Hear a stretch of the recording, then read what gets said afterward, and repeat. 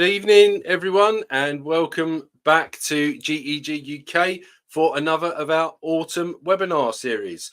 A little bit of early warning, you might have to bear with us a little bit. We've had some technical issues, which we're putting down to the weather, but fingers crossed everything's going to be fine.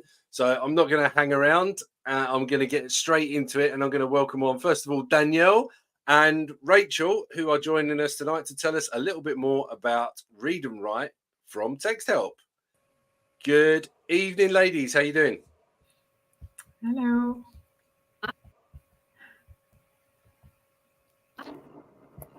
Hey, Danielle, you all right?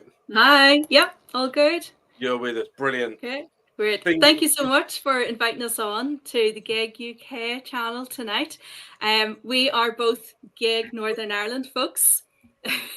So thank you very much for bringing us across, and we love this channel and we love sharing all of our work on here with you folks. My name is Danielle, and I look after the GEG Northern Ireland team, and Rachel and I actually met through GEG Northern Ireland. And Rachel, do you want to introduce yourself? Yeah, so hi, I'm Rachel, and I am part of GEG NI, as Danielle said, and I also am a Year 7 teacher and ICT coordinator at Rowandale Integrated Primary School. Great.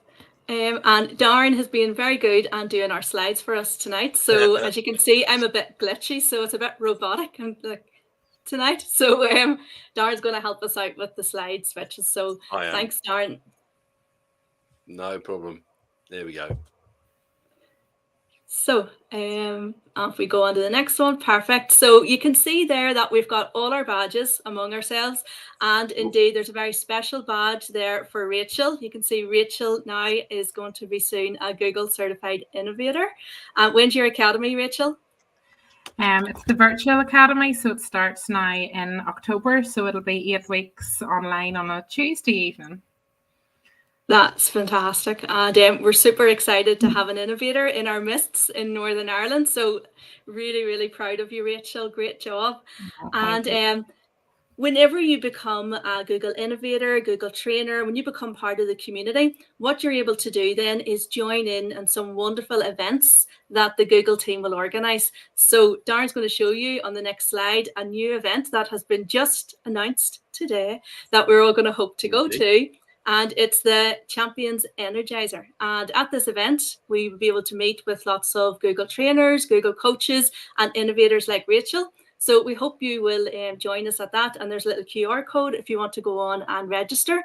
But, Darren, if you show the next slide, if you are not yet a Google trainer and you want to be going to those events and you want to be part of the Energizers and part of that community, here's how you can become a Google trainer. There's a new opportunity that has been just released for you, and I'll be looking after it. And what I want to do is to help you become a Google trainer.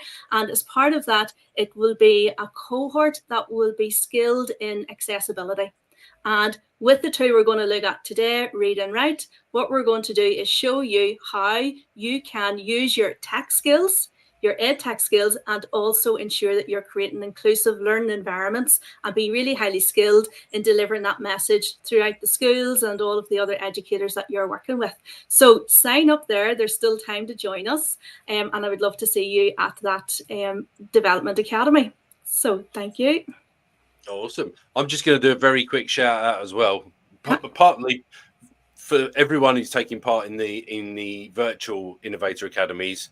Absolutely superb. I was part of VIA 20 myself, and then was a coach on VIA 22 and 23. Absolutely fantastic experience. So well done, Rachel, and to everybody else who's part of that. I've already signed up, as you might imagine, for the Energizer in London. I was at Google's head office at Central St Giles on Friday. It's a great space. Really great to be there. But I wanted to do a quick shout out as well to the wonderful Paula from slidesmania.com, because she puts together some amazing slide templates, and I noticed that this was one of hers on the side there, slidesmania.com. If you love your Google Slides and you love really cool templates, then do check out slidesmania.com. Paula does some amazing stuff. It's absolutely brilliant. But that's enough of me. And good evening to Stuart, who's joined us as well in the chat. Right, let's move on. There we go. So let's have a little chat now about read and write. So what is read and write? So read and write is a literacy tool, and what it will do will be it'll empower you to be able to offer an accessibility solution for your classrooms. It's a toolbar that will have integrated within it supports for reading, writing, studying, organisation, all in the one place. And indeed, it can even follow students through into the exam hall. This is getting a bit glitchy, but we're working with it. So a Texthelp, right? Yeah, that's it, darn yes. So at Texthelp, we believe this is our mission, that everyone should be able to understand and be understood. And we truly believe that, and we use technology to enable us to do that. Will I develop a wee hand signal, Darren? No, we're just going with telepathy. It's fine. Perfect. So the way we do that is to use our toolbar and integrate it in the toolbar, all of the tools that you need, all available in the one place. Particularly useful for our students in our classroom who have SEN needs, and indeed those students in your classroom who you're supporting with English as an additional language.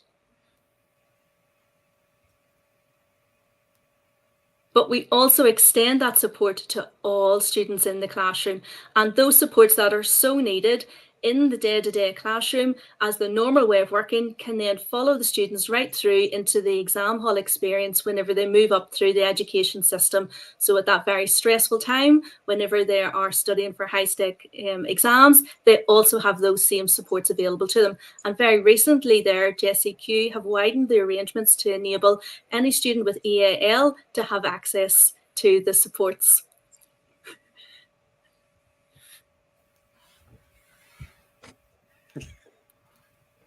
So universal by design. So what does this mean? So within the toolbar, what we've done is looked at the universal design for learning principles and integrated all of those principles right in the one place, in the one toolbar. So everywhere in the toolbar, we have got options for action and expressions. We know that learner variance is the norm in our classrooms. So we have got those available techniques and ways for students to engage in their learning in the way that meets their needs best, all in the one place and in a very subtle, very discreet toolbar. If you haven't heard of Dr. Fiona Aubrey-Smith, please look up her brilliant work. And Dr. Fiona Aubrey-Smith, who worked very closely with Leo Academy Trust, and they did a great independent study. And in that independent study called Changing Learning, Changing Lives, what they looked at was the impact of one-to-one Chromebooks in the classroom and the power that it had to create an environment whereby all students could succeed. But not only was it just the one-to-one Chromebooks that Dr. Aubrey-Smith looked at, it was also the digital toolkit in terms of the software that was provided as well. So that full solution, hardware alongside a digital inclusion toolkit, enabled the team at Leo Academy Trust to be able to have these amazing outcomes. So what were the key findings of the report? And this report is something that I really would like you to go and look up. So they were able to find that there was a truly inclusive learning environment in place. So oftentimes as teachers, we do our best, we try to put it in place, they've achieved it. And this independent report shows you how they went about it. In fact, they were able to reduce the SEN figures by a third.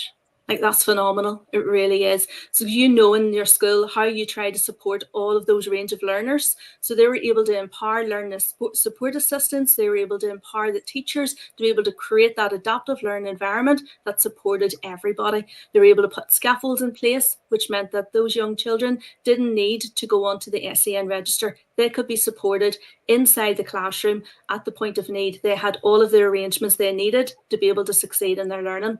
UDL then embedded all the way across the curriculum. So it was transferable. What they learned within one subject like English, they were able to bring across to all the other learning areas in the curriculum. increased independence, and that's what we want. We're creating learners for life. We don't want our young people to be dependent on the adults in the classroom. We want them to work towards succeeding themselves and to take ownership over their own learning. They had rapid development of new vocabulary, and we're going to look at the tools in Read and Write that enables dictionary supports, that enables translation supports, that enables dual coding in terms of picture dictionaries, all built in right at the point of need, immediately accessible, convenient, right there when they need it. So this helped improve reading comprehension as well, and it helped then reduce the cognitive load for the young learners because they had the reading supports right there where they needed them, when they needed them at the point of need. So what did they find? So they found their reading and their maths more than tripled and outperformed other national figures. Like, that's amazing. What outcomes they were able to achieve there. And indeed, this gap is increasing. So they're able to see that it widened from 10% to 16% over the last 2 years. And how did they do this again? They did this through one-to-one Chromebooks and the digital toolkit. So the inclusion toolkit, including a suite of tools and software. And one of the senior leaders even remarked in the report that the writing scores are now the highest that they have ever been, despite having challenging cohorts. So all of this was an independent report. It's really worth looking at. It's worth seeing how did they manage this with their systems, with their routines, with their pedagogical approach. How did they do this? And are there opportunities for us in our own schools and our own contexts to replicate this? Starts with is inspirational leadership. It starts with the team in a school coming together and deciding that this is important and deciding that they are going to try to achieve this and work towards it. Graham Macaulay is someone that you should really connect with. Graham Macaulay said that when he saw Read and Write and Orbit Note, another tool that Texthelp provide, he knew that it was going to solve the challenges that they were facing in their school, and this would be the best solution for the children in their school. And you saw then with the independent report that yes, actually this did come to fruition for him. Another great person to connect with if you want to look at secondary school education is Daniel Bull. Daniel Bull is doing amazing work across the Lee Academies Trust. What he created is this amazing book, and inside this book, Innovating with Read and Write, you'll see in there loads of practical strategies to be able to embed Read and Write into the classroom, and this is secondary school level. There's a little QR code there that will help you to connect with it. And again, Daniel Bull, another brilliant person to connect with. Absolutely, and I think Daniel's going to be joining you on a forthcoming webinar as well to talk about Orbit Note in a few weeks. So we'll come back to that later on. Yep, there's exciting work happening there. So looking forward to having Daniel join me. So Read and Write. So what is this? So we see all the amazing outcomes that have been achieved using Read and Write. We see all of the fantastic people in the edtech industry using it. So what is it? What does it look like? So Read and Write is a toolbar that you can see across the middle here. And in this toolbar, we truly believe, and the outcomes that were achieved in those schools were achieved by enabling this technology for everyone. So by having the mantra, necessary for some, useful for all, we're able to achieve this inclusive learning environment.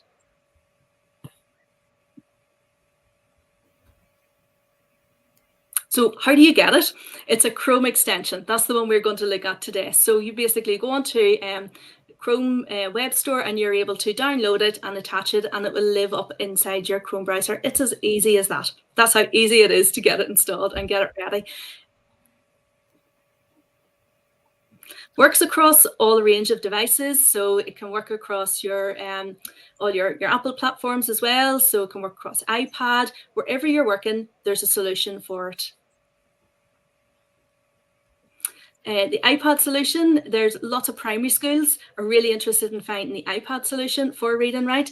And what it looks like is this. Across the middle, you'll notice that there's a purple toolbar option across the middle, and in that purple toolbar option it will provide prediction for you. So new words will be displayed as the young learner is typing, and the young learner is able to press the word, hear it being read out, be able to access that vocabulary right where they need it. And again, just like the Chrome version that we're going to look at more in depth today, it will be able to read aloud the text and provide that accessible solution for young people who need that support with having the text read to them, and indeed dictation, all built in right where they need it, and then to improve the quality of their writing, their spelling and grammar supports all in the one place. And indeed there's also support with vocabulary, because there's also the picture dictionary built in there as well, and the read aloud of the dictionary. So the features that we're going to look at today, you will see a number of those features also in the iPad solution as well. It's worth exploring it if you haven't yet already. New feature in the iPad version, and I'm not going to click that video, Darren, just in case it will slow the whole thing down, but that video you'll find on YouTube on the Texthelp channel. But there's a new feature if you have young people, for example, who have paper-based copies and they want to take a picture of it to bring it in to make it accessible. There's a new scan feature in the Read and Write app, which will scan photos, images, PDFs, make them accessible using OCR technology, and then the students can have it read aloud for them right where they need it. So it means that they've got that full accessible solution to them, whatever type of materials that they're working with. Oh, we've got a question from Jasmine there. Yeah. Can you get, yes, Jasmine, certainly, yes. Yep, Jasmine, if you get in touch with me, certainly we can look at that for sure. Awesome. Oh, Darren, stop, make it stop. Okay, we'll make it stop. It's all good. There we go. There we go. Thank you. So what we've got then is the toolbar all in the one place. We've got these literacy supports available for us, and then it's a seamless, consistent support. Once the young learner looks at how to use this in this one place, then that same support is available for them everywhere they're working. And this is not a difficult technology to learn and pick up.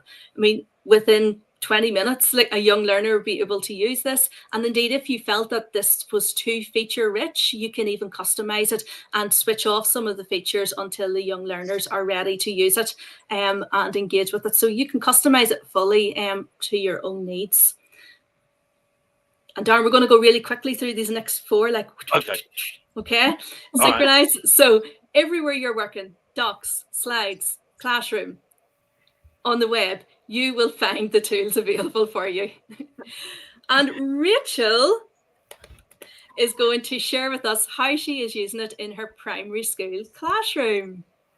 Yeah, so I'm just going to quickly talk you through a few of the features that we love using at Rowandale. Now, we have 2 full class sets of Chromebooks in our school. I would love to get to a point where we are 1-to-1, and that is, obviously the ultimate goal.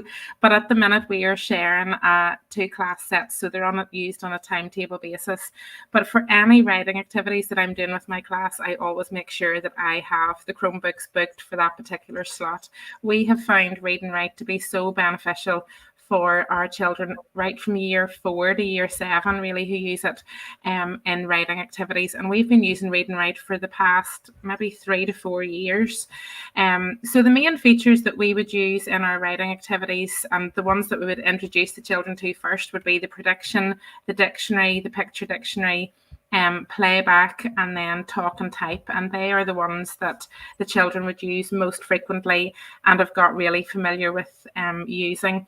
The prediction one is amazing for just giving the children ideas of what could come next. And quite often, the word that they were thinking of will be coming up there. It'll have predicted it for them, and they're able to just click, and it really speeds up the pace that they're able to complete a piece of writing. The younger children find the picture dictionary and the dictionary really, really useful as well. And then all children, the playback feature, I think, is one of the best things, because how often have you said to a child when they've brought you up a piece of writing, now I can see maybe a couple of wee mistakes, could you go and read over it and see, can you find it? They're back up in 30 seconds. No, it's all fine. I think for a child to be able to spot those mistakes themselves, it's something that they find really, really difficult. But when they hear it back, they can hear where maybe there's a missing word or there's a word incorrect or whatever. So the playback feature is really, really good. The talk and type then, definitely as an adult, I use it so much as well, just quickly, speeds me up. It means the children maybe who are slower at typing, it's not holding them back from getting a piece of writing completed. So I have a couple of quick little examples. The next one there, yeah, that's just kind of how the prediction feature comes up whenever a child is typing. And then there is a little video next. I don't know whether this will play or not. It's about 40 seconds, just you'll see, of a little girl in year 5 who was just typing using the prediction feature. If it doesn't work, Darren, that's fine. Let's all just cross our fingers and see what happens.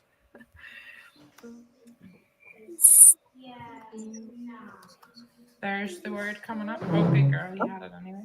Well, why don't you just do in his garden? Because that's where most people. Didn't realise my voice was in the background of that, so I had it muted. So I love it. There you are, the encouraging voice in the background.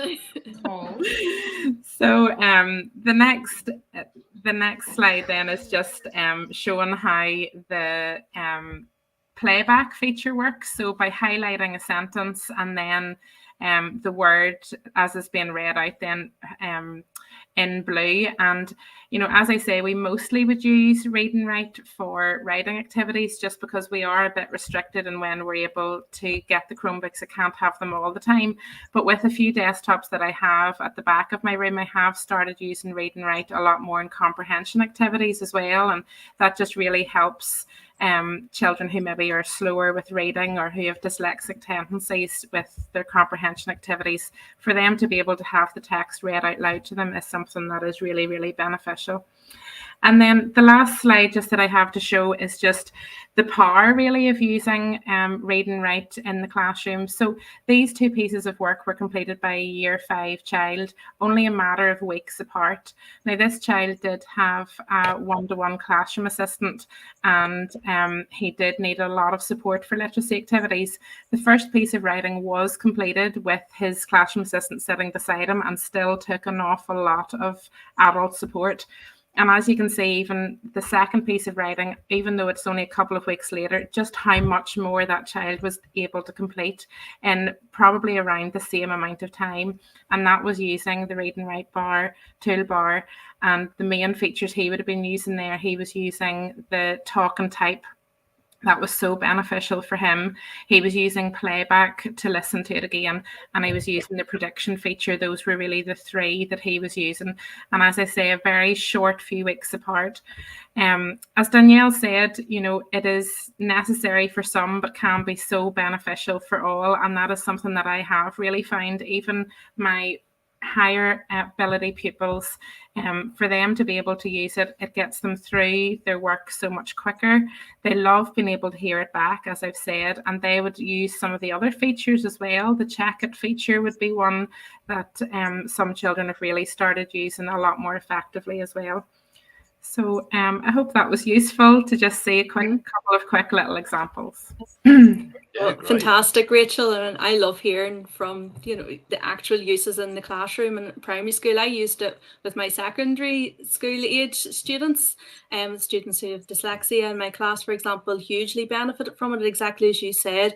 The idea of being able to speak and then have all of the thinking that's in their minds being able to be put down on page, and it was so powerful for them and really empowering for them to be able to demonstrate to me their learning, because it was an actual barrier for them being able to think of the vocabulary and to display the vocabulary. And often what they were doing was self-censoring.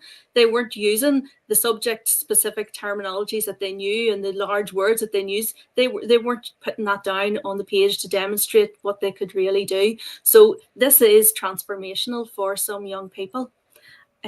One wee question, Rachel, if you don't mind, I'm putting you on the spot here, but oftentimes teachers would say to me, but the microphone won't pick up the sound. How do you find in your classroom?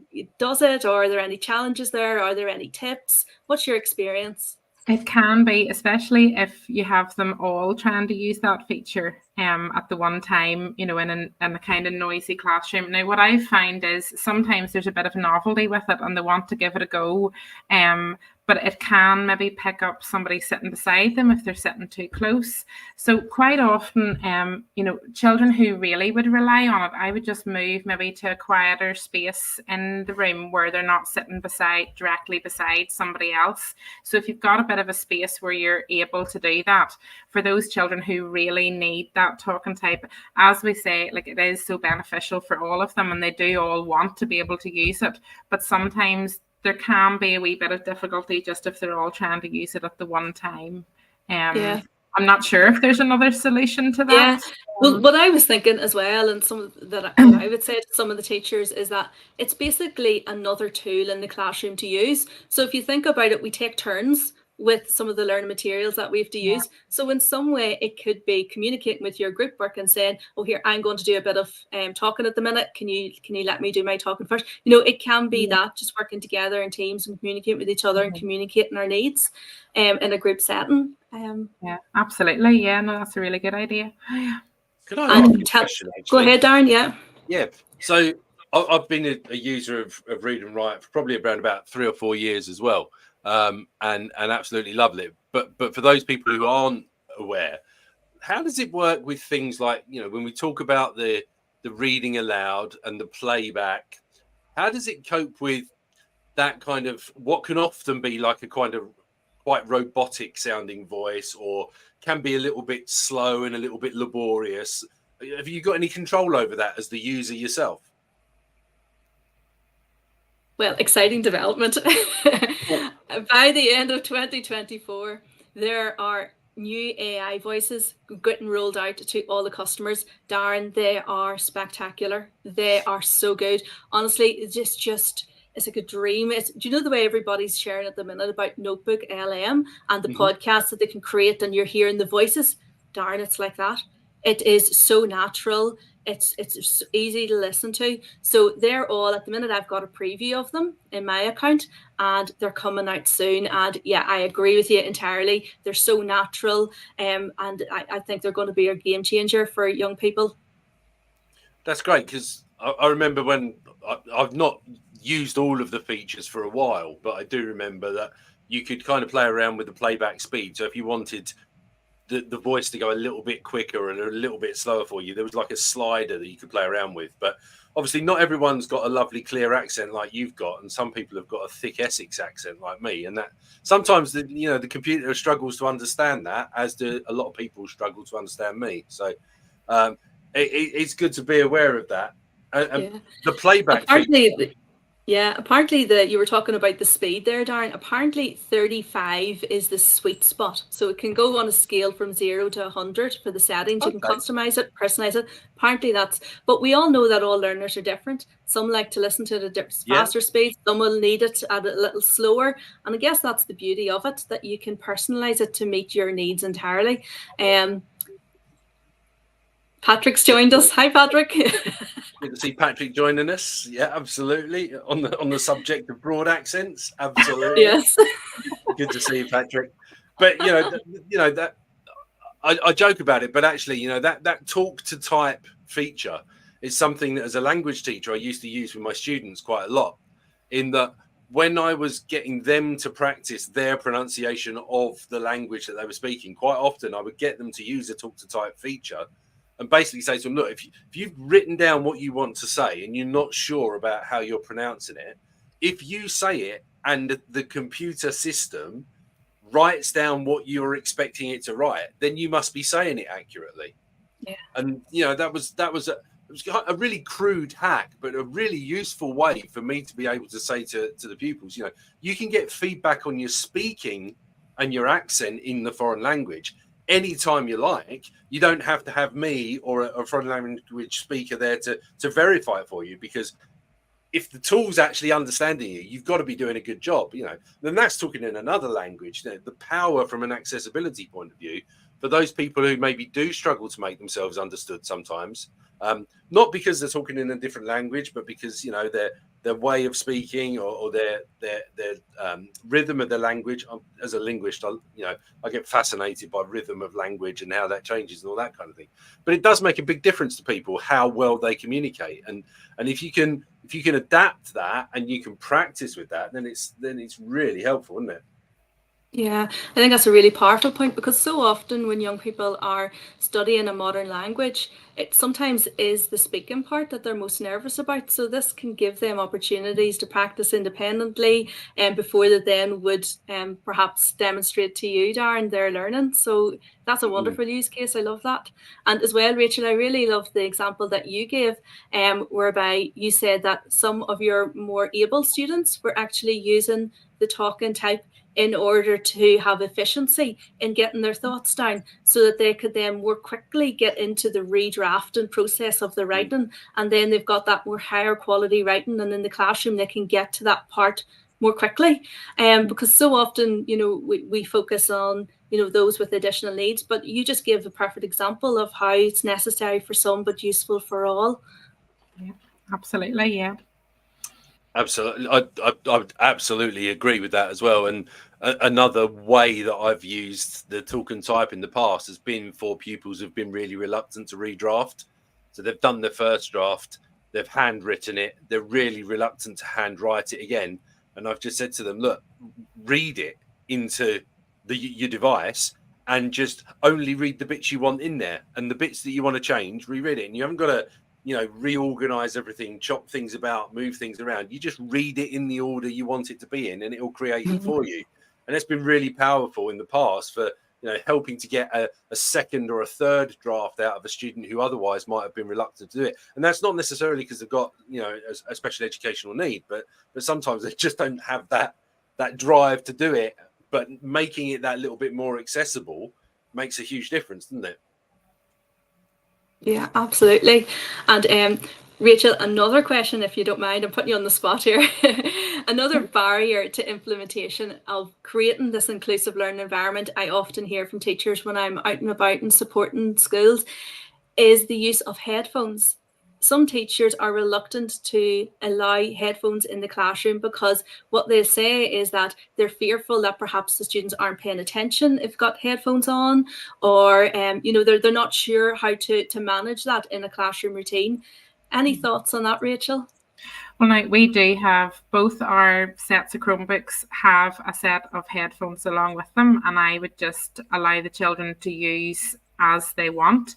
I suppose whenever you're doing the playback, if you have them all playing it back and they don't have their headphones on, that can get a bit chaotic and can maybe interrupt somebody who's using talk and type. So, but some children don't like having the headphones on, and maybe if they're not using the playback feature, but I just leave them there available for if they want to use them and if they need to use them.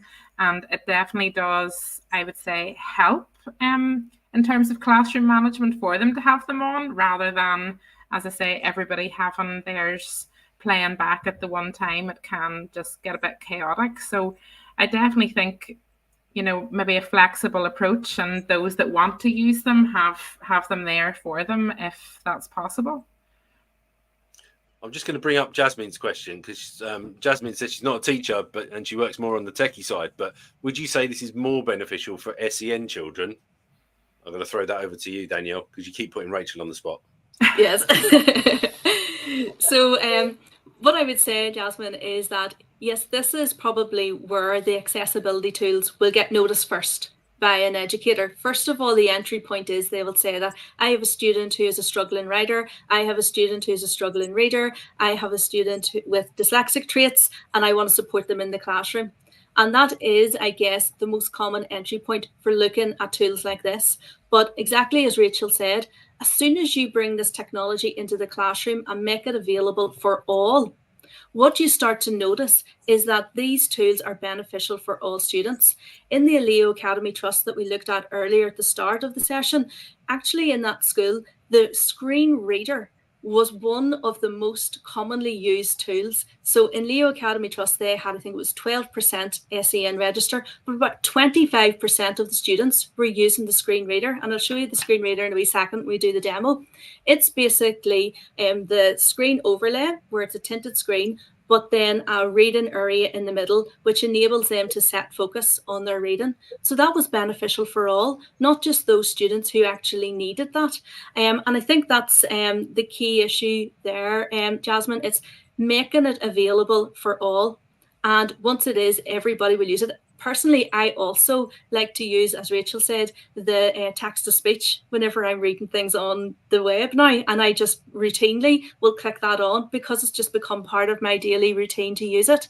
Again, as Darren said, voice is a very personal thing. I love the Scottish Fiona accent, so it just depends on individual need. But once you make the tools available, you will see that the students will benefit from them, every student in the classroom. So another key thing about making the tools available for all the students in the classroom is the fact that it removes that sense of stigma for those who really need it most. And as Dr. Fiona Aubrey-Smith said at the start, when you walked into the Leo Academy Trust classroom, the students who had that particular SEN need didn't stand out. It was very difficult to actually discern who those young children were. And that gave in that classroom that sense of dignity to those learners.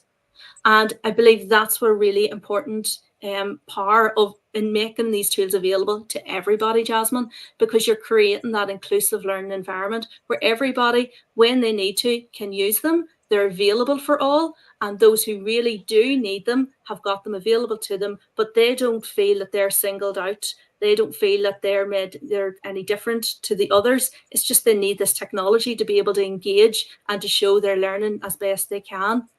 Particularly, Jasmine, whenever young learners go up through the school system, once they start to reach Key Stage 3, for example, that's where really you start to see the sense of stigma affecting their learning outcomes, because oftentimes some of those young learners would rather not use the support tools available to them rather than show that they have this particular need.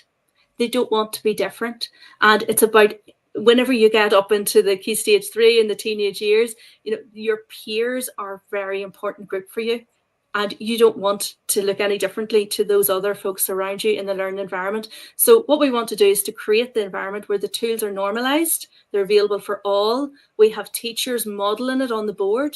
Teacher, for example, having the read and write open all the time. The teacher occasionally actually clicking on the text-to-speech. The teacher putting on a screen overlay, using the focus bar to say, oh, here's the bit that we're doing now. Here's our do now up on the board. We're going to concentrate on this.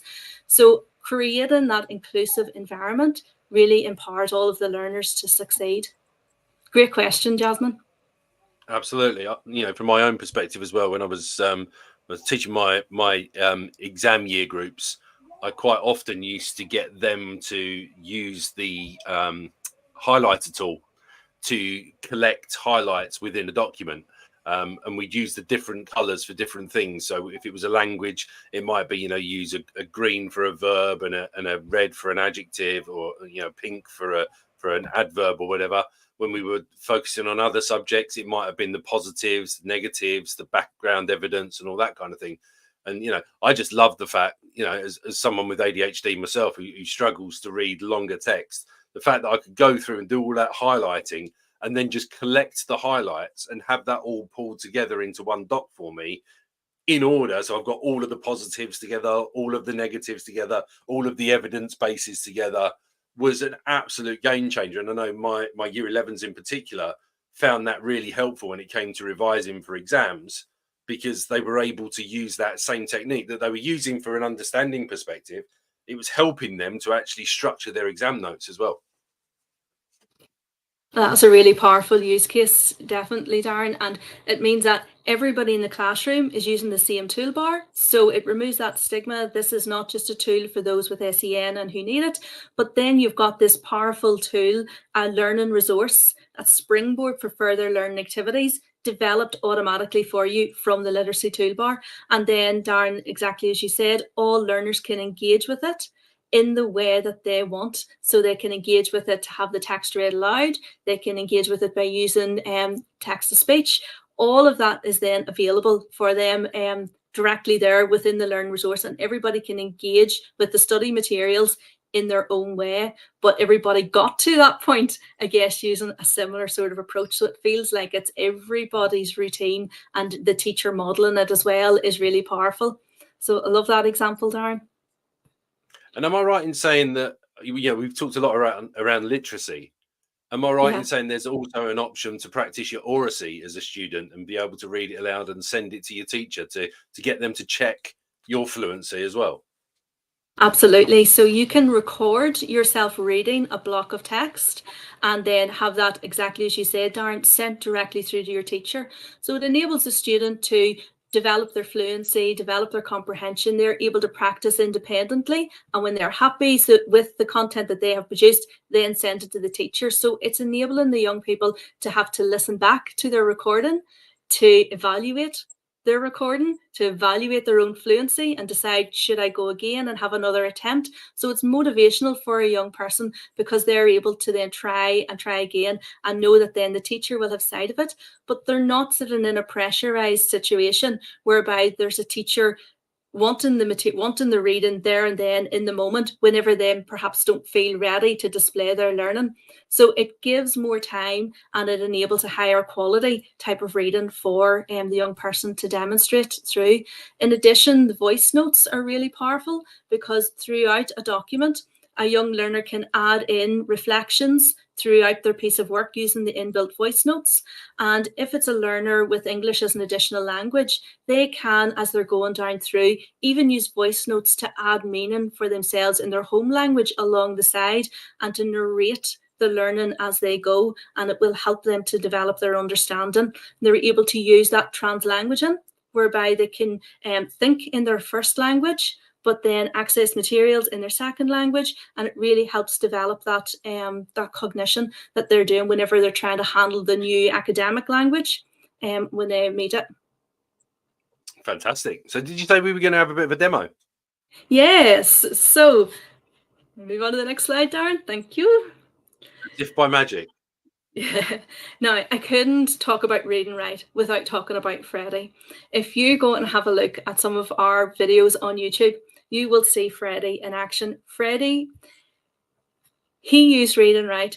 Whenever you hear Freddie talk about the impact it had on him, it was life-changing for young Freddie. He was able to, he said, finish all of his stories. And he said that he used to go home from school before he used reading right with lots of unfinished pieces of work in his book because he didn't have time to get it all down. He wasn't able to put his thoughts down on the page. And then he got reading right. And in his own words, he said it really changed his learning experience. He loved school.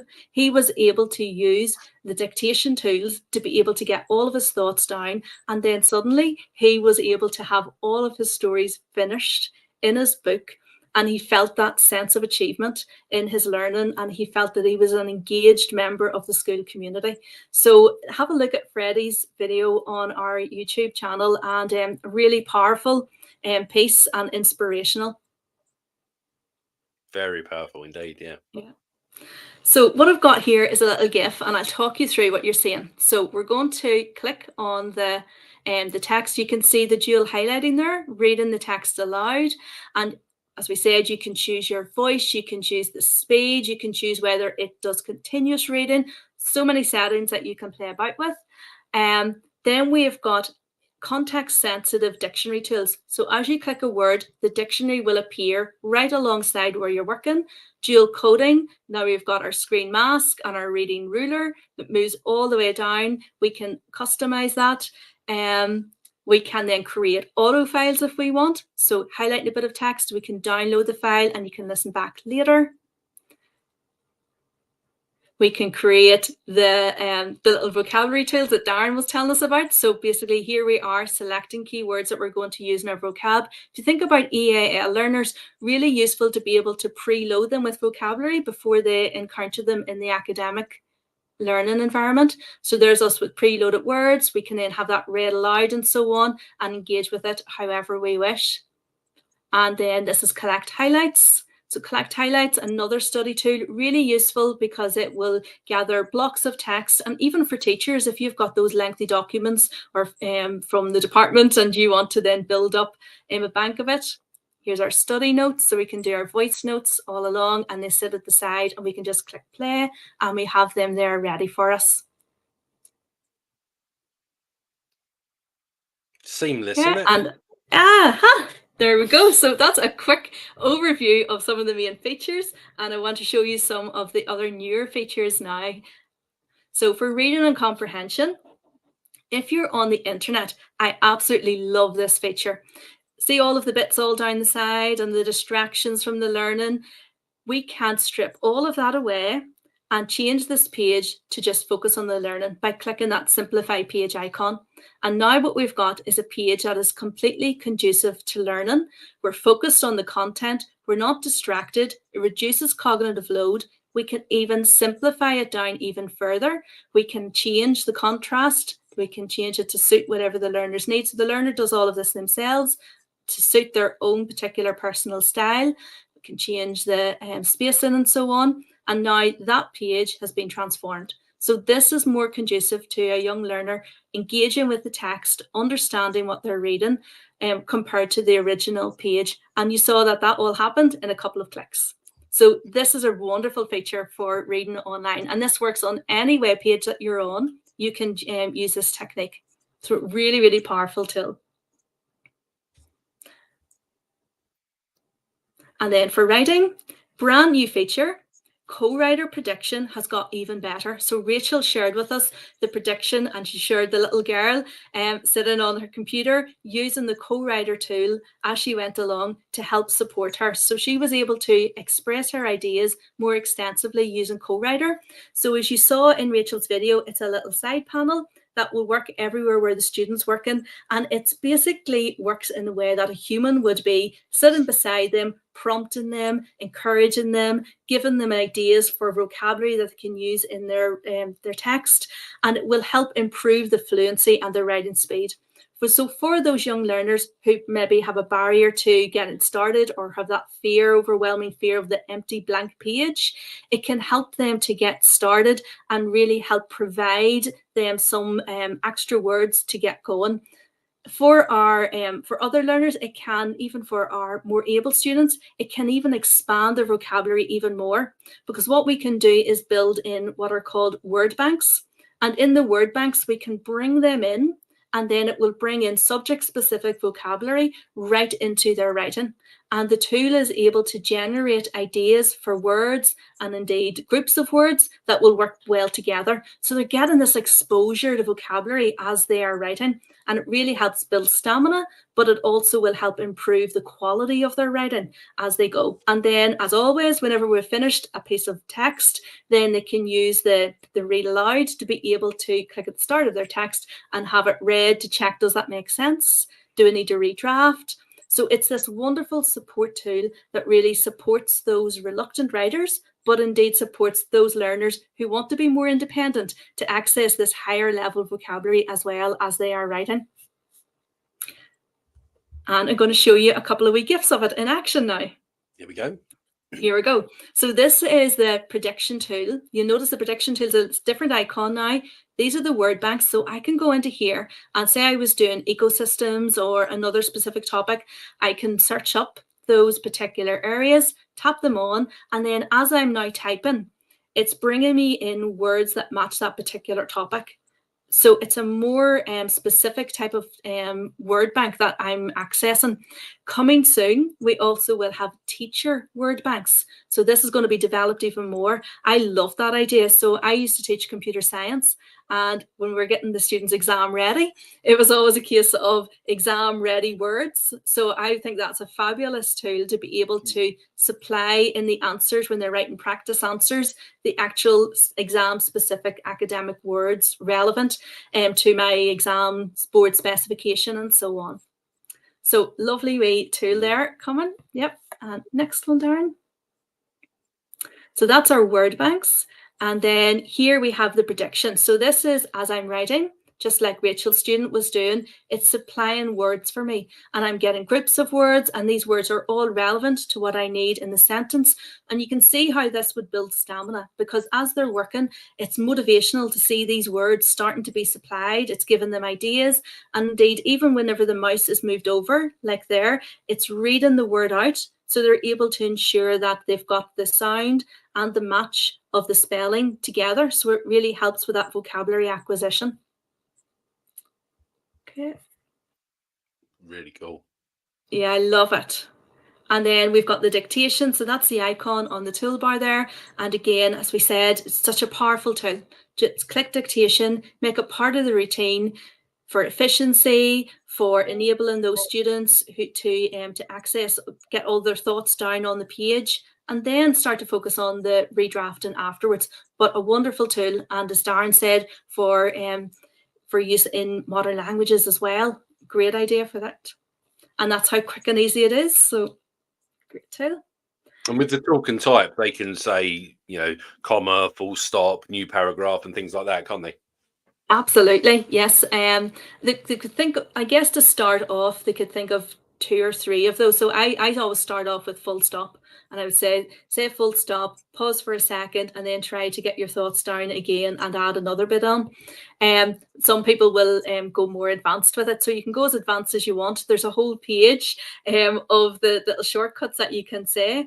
But for many of the learners, if they have the comma and the full stop, they're usually happy then to go through and fix it up after that. Yeah. Brilliant.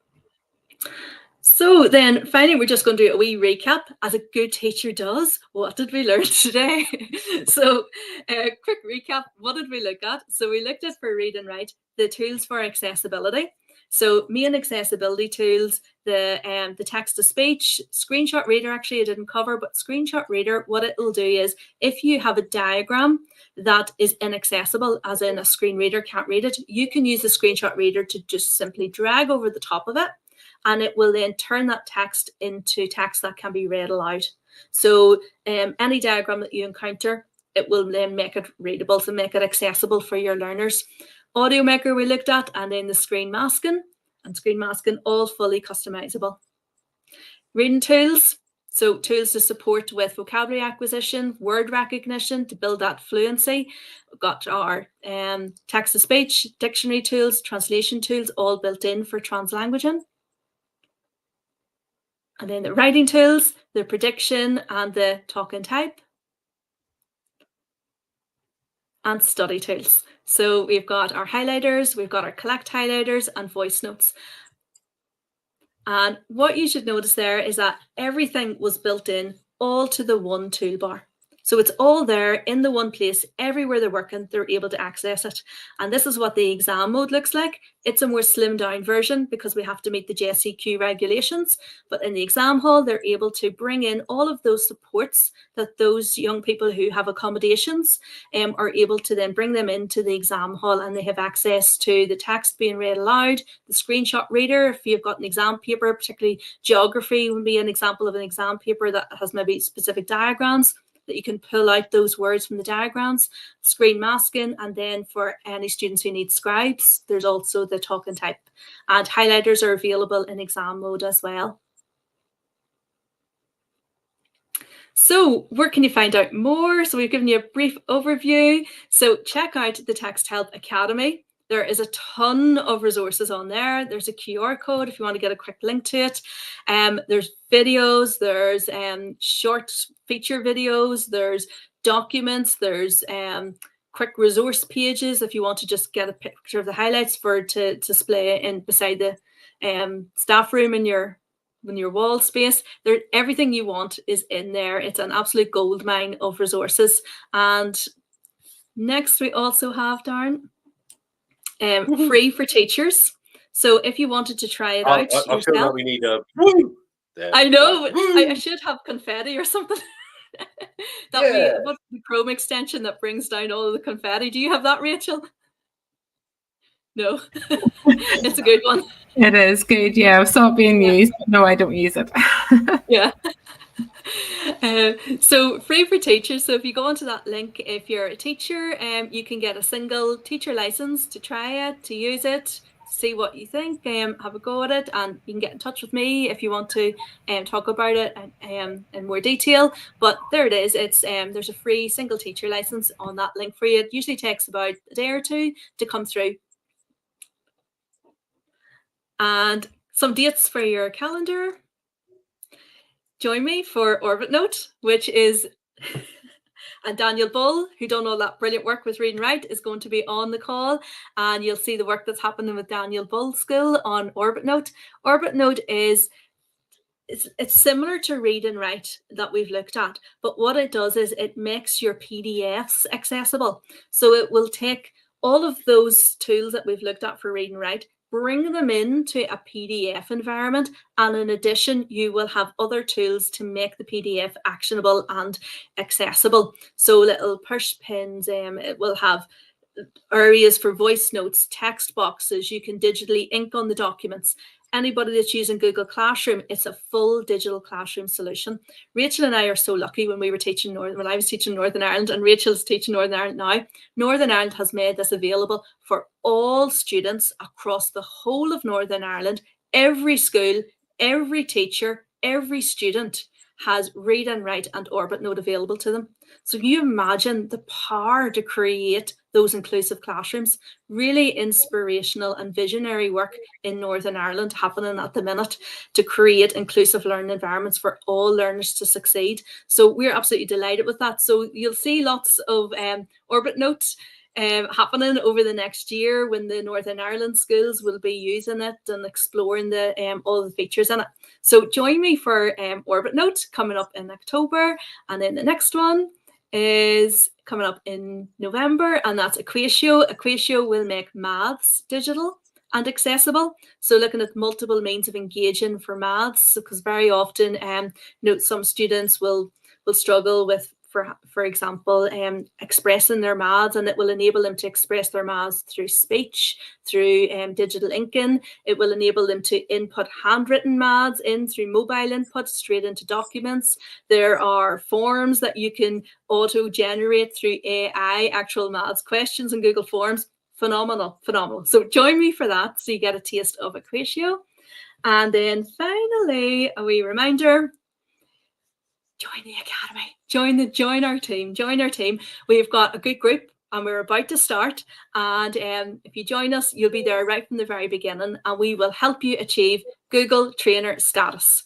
So join us, and if you've watched today, basically to join this Trainers for Accessibility free funded program, which is funded in collaboration with Canopy and Texthelp, you'll be able to answer the question to get the free academy. So if you've watched today, you know now. So you basically, to join this free academy, there's a question in a form that will say, can you think of one example of how Read and Write can help create an inclusive learning environment in your classroom? So that's it. I know from the end of today that you will have that answer.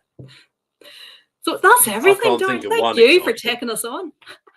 Yeah. No, thank you, ladies. It's been great. Like I said, I'm a big fan of Read and Write and have been for a long time. And I've always said it's essentially you're giving every single child their own teaching assistant everywhere in the world, every moment of every day, because it's not just about when they're in the classroom. They can use it when they're at home, they can use it with their parents, they can use it in the car, they can do whatever, and the iPad version, I thought, which is the first time I've seen that, I thought was really good as well. So huge thanks to you guys. We did have a couple of questions in the chat, so I'll just sure. Nip back through them. I just put back to, so Joe from Dominican College in Dublin said he's really looking forward to trying this out because they've just gone one-to-one with all of their first years. So looking forward to seeing what comes out of that. And I love Dublin, Joe. I'm happy to come down and see you. I also love Dublin. It was great. I loved it there. Road trip. Happy to come as well. Jasmine just said apologies for the endless questions. Never apologize for that. But what is the cost in terms of for students in terms of user or site license and things like that? Yeah. How does that work? As you imagine, Jasmine, it's going to be dependent on the numbers and that. There's scales and things for it. If you get in touch with me, Jasmine, I'll be able to get all that information through to you. My email address, if you want to take a note of it, Jasmine, it's d.mckernan@texthelp.com. Fantastic. And I think I And might follow you already online, Jasmine, so I can ping you a wee message. I'm sure you will. And if not, we can always link you up through GEG UK anyway, so not a problem. So just reach out to me, Jasmine, if you're not sure. Also great to see Luis joining us as well, all the way from Colombia, which is fantastic because we're proper global. It's not just GEG UK. Global GEG. Yeah, absolutely. Holly Murray said this is really interesting. She's never used this before, but that sounds to me like she's going to go and give it a try. Excellent. So, Holly's from Donegal. We've got a lot of Irish folks on the call tonight.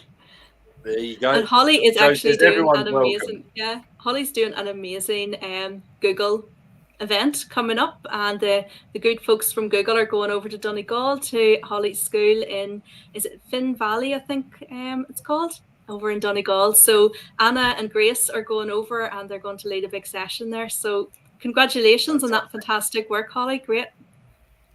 Awesome. Well, I mean, you've done half my job for me anyway, Danielle, because I was going to do a quick run through of everything that we've got coming up still. There's a couple of extra ones though. So next Tuesday, we've got a session with quizzes with John Neal. That's starting at the fashionably later time of 8 p.m. I think because John's playing basketball just in advance of that. So that's at 8 p.m. on the 30th.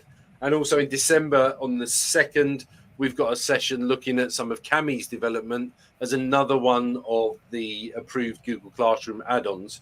And then hopefully have some more news from some Googlers coming soon as well. But probably the next opportunity to see people will be next Tuesday. But hopefully get to see some of the people involved in GEG UK and GEG Northern Ireland and Wales and Scotland as well, in terms of attending the Champions Energy. I keep wanting to say symposiums just because I automatically hark back to Dublin now. It's just imprinted in my brain.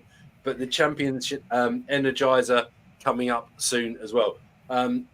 But I just again, a huge thank you to both of you for taking up your time, putting up with me with my kind of bumbling in the background with not being very well at the minute. But huge thank you. Thanks to everyone who's joined us in the chat. If you've got any further questions, please don't hesitate to just get in touch. Email us through the GEG UK email mailing list, and we can always pass on any messages as well. And do tell other people about this because it's a fantastic tool that really is. And I'm going to say it. It's necessary for some, but it's useful for all, right? 100%, Darren. Thank you. Brilliant. Thanks ever so much, everyone. Take care. See you next time. All the best. Thank you. Good night. Bye.